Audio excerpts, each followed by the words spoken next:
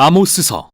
아모스는 목자이며 무화과 나무를 기르던 농부로서 북이스라엘과 남유다 사이의 국경 바로 근처에 살았습니다. 북이스라엘은 독립한 지 약 150년이 되었고 당시는 열왕기상 12장에 기록된 대로 성공적인 군사 지도자였던 여로보암 2세가 다스리던 때죠. 그는 많은 전투에서 이겨 이스라엘의 영토를 넓히고 막대한 부를 형성했지만 선지자들이 볼 때 가장 나쁜 왕 중 한 명이었습니다. 그의 부요함은 무관심을 낳았고 가나안의 우상신들을 숭배하게 허락했으며 그 결과 불의와 가난한 자에 대한 억압을 불러왔습니다. 이제 아모스는 더 이상 참을 수 없는 지경에 이르렀습니다. 그는 하나님께서 자신에게 큰 성전이 있는 북쪽의 주요 도시 베델로 가서 백성들에게 하나님의 말씀을 선포하라고 명하시는 걸 느꼈습니다.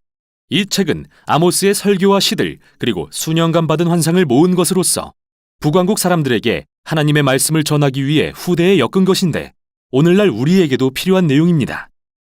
이 책은 꽤 명확한 구조로 되어 있는데요. 1장과 2장은 열방과 이스라엘을 향한 내용이며 3장부터 6장은 이스라엘 백성과 지도자들을 향한 아모스의 메시지가 담긴 시 모음집입니다. 7장부터 9장은 이스라엘에 다가올 심판에 관해 아모스가 본 환상들을 기술하고 있습니다. 그럼 자세히 살펴보죠. 이 책은 이스라엘 이웃나라들의 폭력과 불의를 비난하는 내용의 짧은 시들로 시작합니다. 그런데 이게 이상한 것은 책의 서두에서 아모스가 이스라엘에 대해 말하겠다고 했기 때문인데요. 어쨌든 어떻게 전개되는지 살펴보죠. 아모스가 이웃나라들을 언급할 때 지도를 확인해보면 아모스가 일종의 원을 그리고 있다는 것을 볼 수 있는데 이 원이 완성되면 이스라엘이 중심에 놓이죠. 마치 십자선 위의 표적처럼요. 그리고 아모스는 이스라엘을 비난하는 시를 쏟아내는데 이는 다른 어느 나라에 대한 비난보다 3배는 길고 강렬했으며 내용은 부유한 자들이 가난한 자들을 억압하고 그 땅에 불의를 가져온 것에 대한 것이었습니다. 특히 부자들은 빚을 진 가난한 자들을 노예로 팔았는데 가난한 자들은 어떤 법적인 권리도 보장받지 못했죠. 아모스는 묻습니다. 너희가 한때 이집트에서 노예로 지내며 불의한 취급을 받았던 백성이 맞느냐? 억압과 노예 생활로부터 구원받은 백성이 아니더냐? 이제 잔치는 끝났다. 아모스는 말합니다.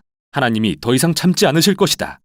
그 이유는 다음 부분의 서두에 나타나는데요. 하나님은 이스라엘에게 내가 땅의 모든 족속 가운데 너희를 선택했다고 말씀하십니다.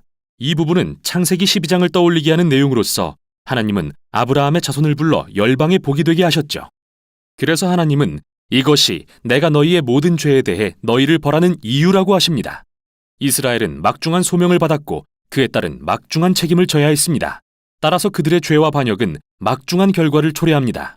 이 부분은 아모스의 시 모음집으로서 거듭 반복되는 몇 가지 핵심 주제를 발견할 수 있습니다. 첫째, 그는 끊임없이 이스라엘의 부유층과 종교 지도자들의 위선을 드러내는데요. 그는 그들이 얼마나 충실하게 종교적 모임에 참석하고 번제와 화목제를 드리면서 가난한 자들과 정의는 무시하는지 묘사하고 그 모든 게 가짜이며 하나님은 그들의 예배를 싫어하신다고 말합니다. 그들의 백성들을 대하는 태도와 상반되기 때문이죠. 하나님은 그분과 진정한 관계를 가질 때 다른 사람과의 관계도 변화된다고 하십니다. 아모스가 말하는 진정한 예배란 정의를 물같이, 공의를 마르지 않는 강같이 흐르게 하는 것입니다. 이 두 단어는 아모스뿐만 아니라 모든 선지자들에게 매우 중요한 단어입니다. 먼저 공의 또는 히브리어 체다카란 오름의 기준 그리고 사회적 신분의 차이와 무관한 사람들 사이의 동등한 관계를 가리킵니다. 다음으로 정의 또는 히브리어 미쉬파트란 불의를 바로잡고 공의를 구현해내는 구체적인 행위를 가리킵니다. 이 두 단어는 마치 마른 강바닥이 세찬 물줄기로 채워지듯 언약 백성의 삶에 스며들어야 합니다. 다음 주제는 이스라엘의 우상 숭배에 대한 아모스의 반복되는 질책입니다. 기억해보세요. 북왕국의 왕은 남유다와 분열될 때 예루살렘의 솔로몬 성전을 견제하기 위해 새롭게 두 성전을 세우고 열왕기상 12장에 기록되었듯 각 성전에 금송아지를 세웠습니다. 그 후 이스라엘에는 우상이 더 많아졌습니다.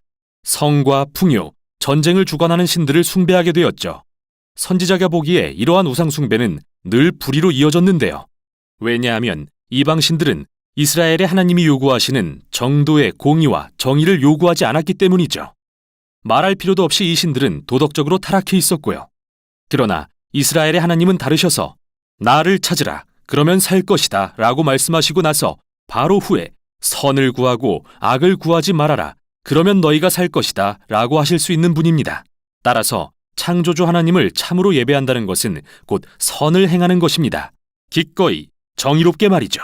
이 부분의 마지막 주제는 이스라엘 왕들이 아모스와 다른 선지자들의 이야기를 듣지 않았기 때문에 하나님께서 여호와의 날을 허락하실 것에 관한 것으로서 이스라엘에 대한 끔찍한 심판을 의미하죠.